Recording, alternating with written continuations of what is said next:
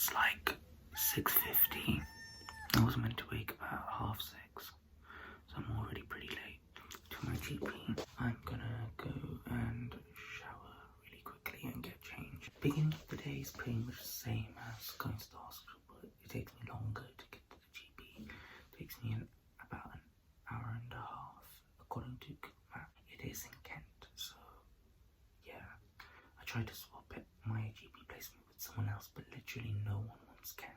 So that's against the rules, and you can't sit with us. Which makes sense, but it is what it is. So I have to shower and get changed, and I'll be back. So I've showered. It's about 7:15 now, so I'm probably just gonna go. I'll talk about all this later, but basically, it's relatively the same morning routine as going to the doctors or the hospital. But the only difference with GP is I'm only staying there until 12, so I'm not going to make lunch. I'm going to just have lunch when I get home, and because then I have a 2 to 4 workshop session with the GP, so I'm only having half day there. I don't need to take anything. Probably take a couple of snacks, but yeah, I'll talk to you guys later.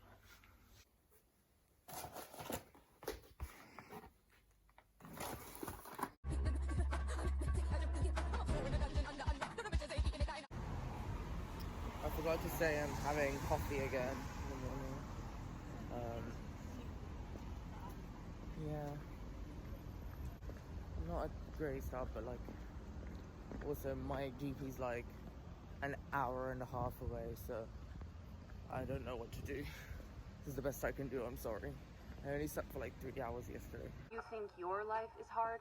I'm a high school junior wearing size 13 Nike. Also, I realized I have a huge pimple on my nose because I'm wearing a mask for like 3 hours on the train to Birmingham, so I don't know, my life is going down. You know, it's just a war room. This is literally nothing to wear a mask and not get corona, so do it.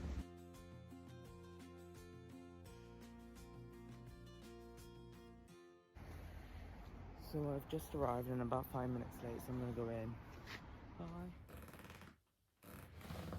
So it's the morning after my reflection that I did for my other video. If you haven't seen that, check it out. And I just wanted to give my reflection for my GP practice just now itself before I forget. I think what I saw in the GP practice was a lot different from how what I saw and how I felt in the hospital. But there's things that were the same, where all the staff and all the patients were really friendly. I felt at ease. I learned a lot of things, and I was able to do a lot of injections again. So when I was with the GP, I was actually with a registered nurse rather than a doctor. And what we do in terms of how we run our GP placements is that 1 week we're with a nurse and then or another healthcare professional, and the second week we sit in with the doctors and look at consultations. So this week I was with the nurse on the first week, and the nurse was really nice. And the nurses in our GP practice anyway, what they do is they give flu jabs and other injections, and also talk about healthy living and diabetes and check for blood pressure, and they also give some women's health screenings. So in terms of that, the things I saw and I did was I was able to take a flu jab injection and also give a injection for shingles and a B12 injection. Now the B12 injection, it's like really long and red, so it just looks like so cool. It looks so cool, but it was those were quite easy to do compared to the blood tests. Definitely, you just have to find the right muscle area to give the injection in, and then once you give it in, it's just whoop, a little squeeze and then out again, and it doesn't cause, or it shouldn't cause, that much pain to the patient. Like every person I gave it to, nobody like screamed or was in pain or anything. They were just like, "Oh, it's done. Guess that's it." That's literally how they felt. However, having said that, remember to actually put the liquid into this, like, the person's body, because the first time I did the injection, I put the needle in and I just took it out again.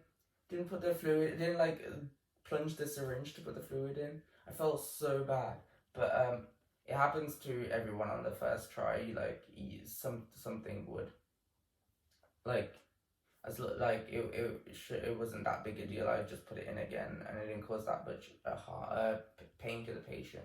But yeah, just remember to put the fluid in. What else? Ooh, I also saw a cervical screening, which was really interesting. Um, and the patient was very nice enough to allow me to observe that. Um, and women have it hard. Like, don't men talk too much about how we have no women genuinely have it hard, and the fact that like it also helped me see how the relationship between the patient and the healthcare professional needs to be paramount for any procedure like this to actually occur, because I saw a lot of patients come in for things that weren't related to a cervical screening, but then asked the nurse I was shadowing to administer to take a cervical screening appointment for later on, and their reason for that was they've had cervical screenings with other healthcare practitioners in the past, and for whatever reason they felt very uncomfortable or they were in pain during the screening, and they just wanted to try it with a different person, and something like that could cause women to not screen themselves regularly or as regularly as they need to, and as a healthcare professional we should try and make sure we cause minimal distress and pain to the patient. Now obviously this is only from the patient's perspective, and as a healthcare professional we can't form sides with people, but at the same time I'm just as a blanket statement, we should, as a healthcare professional, we should try and be welcoming and as accommodative to all our patients. And sometimes we can be very accommodating and it still doesn't work out, and that's fine. But on our end, we should try and do that as much as possible. That's all I wanted to say. I when I was in the GP, I had to wear full PPE again, apart from the goggles, to when I was giving injections or I was in close contact with the patient. And again, we had to switch out our PPE for every patient that came in. Once I get the injections, I had to put all the stuff in the bin, all the equipment in the right bins. They have different bins for different equipment because needles can have bloodborne diseases. You never know. So, and contamination of blood is very hazardous and very contagious. So we put all the needles in a specific sharps bin, and all the other like plastic packaging we put in like a normal bin. Yeah, I don't really have anything extra to say compared to the hospital placement. Apart from that, but yeah, both experiences have been fun, and now I've finished like my one block of doing being at a GP practice and a hospital placement, and it's been really good. My next hospital placement actually is going to be human development, and I've heard that a lot of people who were on that block this month saw a lot of babies being born, and I really want to do that. So we'll keep your fingers crossed that I see a baby being born. But yeah, if you want me to talk about like each specific block, let me know. So after my human development block, I might do a little video on what I saw there compared to what I saw in the aging block, if this goes well. But yeah, that's all the reflection I had about the GP, to be honest. Until next time. I was able to do a lot of injections again. Yeah.